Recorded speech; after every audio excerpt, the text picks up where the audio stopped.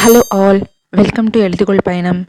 இன்றைக்கி இந்த வீடியோவில் 46 டேஸில் பாலிட்டியை கம்ப்ளீட் பண்ணணுங்கிற இந்த சீரீஸில் டே 7ல் நம்ம இருக்கோம். ஆல்ரெடி டே 7ஓட மக்களாட்சிங்கிற இந்த லெசனுக்கு உண்டான ஃபுல் ரீட் த்ரூ வந்து நம்ம கம்ப்ளீட் பண்ணி ஒரு வீடியோவாக அப்லோட் பண்ணியாச்சு. மக்களாட்சிங்கிற இந்த லெசன் வந்து 6th ஸ்டாண்டர்ட் நியூ புக்கில் வந்து இருக்குது.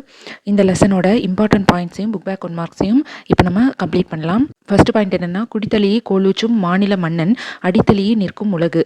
இதோட மீனிங் என்னென்னா, குடிமக்களை அரவணைத்து ஆட்சி நடத்தும் சிறந்த ஆட்சியாளரின் அடிச்சுவட்டை நானிலமே போற்றி நிற்கும். நெக்ஸ்ட் பாயிண்ட், மக்களால் மக்களுக்காக மக்களே நடத்தும் ஆட்சி மக்களாட்சி அப்படின்னு சொன்னவர் யாரு? Abraham Lincoln.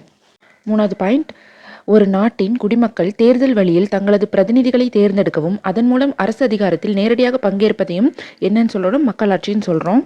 நெக்ஸ்ட் பாயிண்ட், மக்களாட்சியின் பிறப்பிடம் கிரேக்கமாகும். டெமோக்ரஸி என்ற ஆங்கில சொல் டெமோஸ் மற்றும் கிரெட்டியா என்ற இரு கிரேக்க சொற்களில் இருந்து பெறப்பட்டதாகும். டெமோஸ் என்றால் மக்கள் என்றும் கிரெட்டியா என்றால் அதிகாரம் அல்லது ஆட்சியை குறிக்கும்.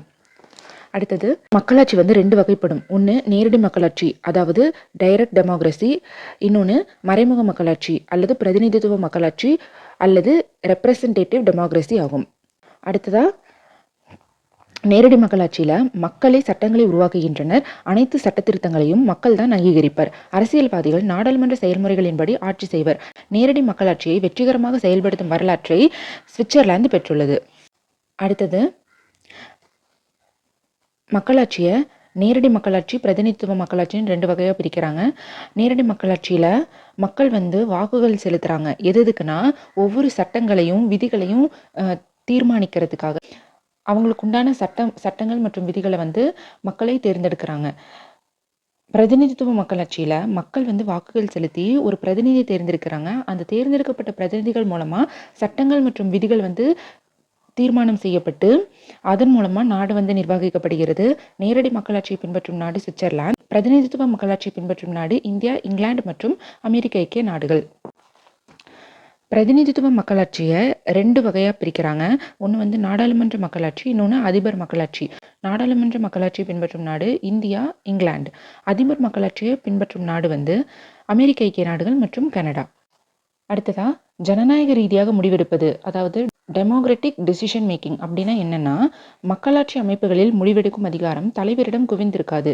மாறாக அவ்வதிகாரம் ஒரு குழுவிடம்தான் இருக்கும். சட்டத்திட்டங்களுக்கும் விதிமுறைகளுக்கும் உட்பட்டு இயங்கும் அக்குழு தொடர்புடையோர் அனைவரையும் உள்ளடக்கிய வெளிப்படையான உரையாடல்களை முன்னெடுக்கும்.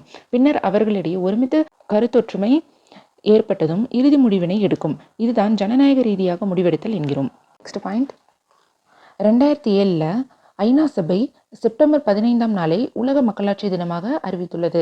ஸோ உலக மக்களாட்சி தினமாக எந்த நாளை சொல்கிறோன்னா 15th செப்டம்பர் 2007. அரசமைப்பு சட்டம் நமக்கு என்ன மாதிரியான உரிமைகளை வழங்கியுள்ளது அப்படின்னா, அது ஒவ்வொரு இந்தியருக்கும் சுதந்திரம், சமத்துவம் மற்றும் நீதி பெறும் உரிமையை வந்து உறுதி செய்கிறது. நமது அரசமைப்பு சட்டம் அடிப்படை அரசியல் கொள்கைகளை வரையறுத்ததோடு அரசு நிறுவனங்களின் வடிவமைப்பு, அவை பின்பற்ற வேண்டிய வழிமுறைகள், அவற்றின் அதிகாரம் மற்றும் கடமைகளையும் விளக்கியுள்ளது. மேலும் குடிமக்களுக்கான உரிமைகள், கடமைகள் மற்றும் வழிகாட்டு நெறிமுறைகளையும் நமது அரசமைப்பு சட்டம் வந்து நிர்ணயம் செய்துள்ளது. அடுத்தது, உலகில் எழுதப்பட்ட அரசமைப்பு சட்டங்களிலேயே மிக நீளமானது எதுனா நமது இந்திய அரசமைப்பு சட்டம். இது வந்து யார் தலைமையில் வந்து எழுதப்பட்டதுன்னா, டாக்டர் BR அம்பேத்கர் அவரோட தலைமையிலான அரசமைப்பு சட்ட வரைவு குழு தான் வந்து இதை வந்து உருவாக்கியது. அதனால்தான் அவர் நமது அரசமைப்பு சட்டத்தை உருவாக்கிய முதன்மை வடிவமைப்பாளராக கருதப்படுகிறார். அடுத்த பாயிண்ட் என்னன்னா, மக்களாட்சி அமைப்புகளில் அதிகாரம் மக்களிடம் இருக்கும். அதற்கு அவர்கள் முடிவெடுக்கும் உரிமையை பெற வேண்டியது அவசியமாகிறது. ஒவ்வொரு தனிநபரும் முடிவெடுக்கும் வழிமுறைகளில் நேரடியாக பங்கேற்க இயலாது என்பதால் முடிவெடுக்கும் அதிகாரம் மக்களால் தேர்ந்தெடுக்கப்பட்ட பிரதிநிதித்துவ அரசிற்கு வழங்கப்பட்டுள்ளது. மக்களாட்சி அரசில் 18 வயது நிறைவுற்ற அனைத்து குடிமக்களுக்கும் தங்களது பிரதிநிதியை தேர்ந்தெடுக்கும் உரிமை வழங்கப்பட்டுள்ளது. அடுத்தது, உலகிலேயே முதலில் பெண்களுக்கு ஓட்டுரிமை அளித்த நாடு எதுனா நியூசிலாந்து. எப்போனா 1893. ஐக்கிய பேரரசில் 1918லையும் அமெரிக்க ஐக்கிய நாடுகளில் 1920லையும் தான் பெண்களுக்கு ஓட்டுரிமை வழங்கப்பட்டது. அந்த காலகட்டத்தில் இந்தியாவில் பணக்காரர்களுக்கு மட்டும்தான் ஓட்டுரிமை இருந்தது. இந்தியாவில் வந்து எதன்படி வாக்குரிமை அளிக்கப்படுதுன்னா, உலகளவிய வயது வந்து ஒரு வாக்குரிமையின்படி 18 வயது நிரம்பிய ஒவ்வொருத்தருக்கும் வாக்களிக்க உரிமை வழங்கப்பட்டுள்ளது. அடுத்தது, இந்திய குடிமக்களில் 79% பேர் தங்களது நாட்டின் மக்களாட்சியின் மீது நம்பிக்கை கொண்டுள்ளதாக புள்ளி விவரங்கள் தெரிவிக்கின்றன. இதன் காரணமாக உலக அளவிலான இப்பட்டியலில் இந்தியாவிற்கு வந்து முதலிடம் கிடைத்துள்ளது. உலகின் பழமையான மக்களாட்சி நாடுகள். என்னென்னு கொடுத்துருக்காங்க. மக்களாட்சி நாடு, காலம், அமைவிடம், சிறப்பு கூறு. கிரேக்கம், இது வந்து கிரீஸில் இருக்குது. இதோட காலம் கிமு 5ஆம் நூற்றாண்டு. அரசியல் தத்துவத்தின் அடித்தளம் வந்து இங்கே தோன்றியிருக்கு. நெக்ஸ்ட் ரோமானிய பேரரசு தீபகற்ப இத்தாலி மற்றும் ரோமில் இருக்குது. இதோட காலம் கிமு 300 டு கிமு 50. நாகரிக வளர்ச்சியின் உலகளாவிய விரிவாக்கம் வந்து இங்கே தோன்றியிருக்கு. அடுத்து சான் மேரினோஸ், இது இத்தாலியில் இருக்குது. இதோட காலம் கிபி 301. உலகிலேயே பழமையான மற்றும் நீண்ட காலமாக செயல்பட்டு வரும் நாடாளுமன்றம் இங்கே இருக்குது. அடுத்ததான் மனிதத்தீவு, இது இங்கிலாந்திற்கும் அயர்லாந்திற்கும் இடையில இருக்குது.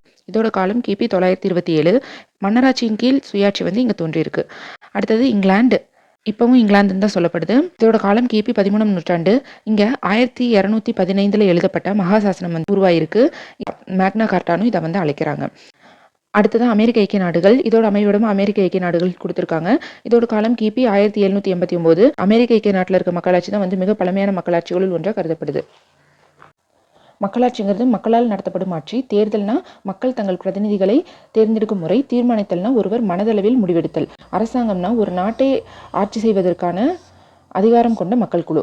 அடுத்தது மக்களால் மக்களுக்காக மக்களை நடத்தும் ஆட்சியை மக்களாட்சின்னு சொல்கிறோம். நேரடி மக்களாட்சி, பிரதிநிதித்துவ மக்களாட்சின்னு மக்களாட்சியில் 2 வகை இருக்குது.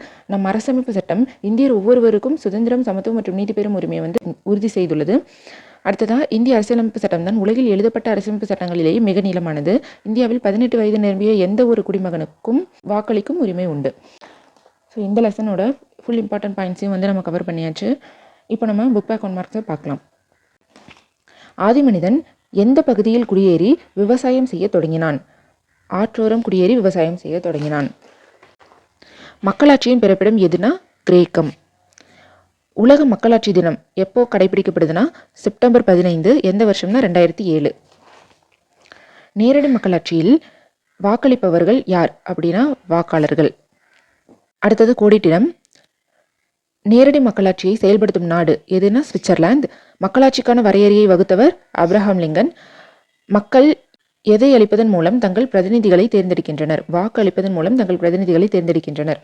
நம் நாட்டில் எந்த வகையான மக்களாட்சி செயல்படுகிறது? பிரதிநிதித்துவ, அதாவது மறைமுக மக்களாட்சின்னு சொல்கிறோம். ஸோ இந்த லெசனோட இம்பார்ட்டன்ட் பாயிண்ட்ஸையும் கவர் பண்ணியாச்சு, புக் பேக் 1 மார்க்ஸையும் கவர் பண்ணியாச்சு. டே 7 நம்ம கம்ப்ளீட் பண்ணியாச்சு. நெக்ஸ்ட் டே 8 நம்ம என்ட்ராக போகிறோம். டே 8 நம்ம பார்க்க போகிற லெசனோட பேர் வந்து அரசாங்கங்களின் வகைகள். இந்த லெசன் வந்து 9th ஸ்டாண்டர்ட் நியூ புக்கில் வந்து இருக்குது. இந்த லெசனில் நெக்ஸ்ட் வீடியோவில் நான் உங்களை மீட் பண்ணுறேன். 46 டேஸில் பாலிட்டியை கம்ப்ளீட் பண்ணணுங்கிற இந்த சீரீஸை கண்டினியூஸாக வாட்ச் பண்ணுங்கள். நோட்ஸ் எடுத்துக்கோங்க. உங்களுக்கு ஏதாவது டவுட்ஸ் இருந்ததுன்னா கமெண்ட்டில் வந்து லீவ் பண்ணுங்கள்.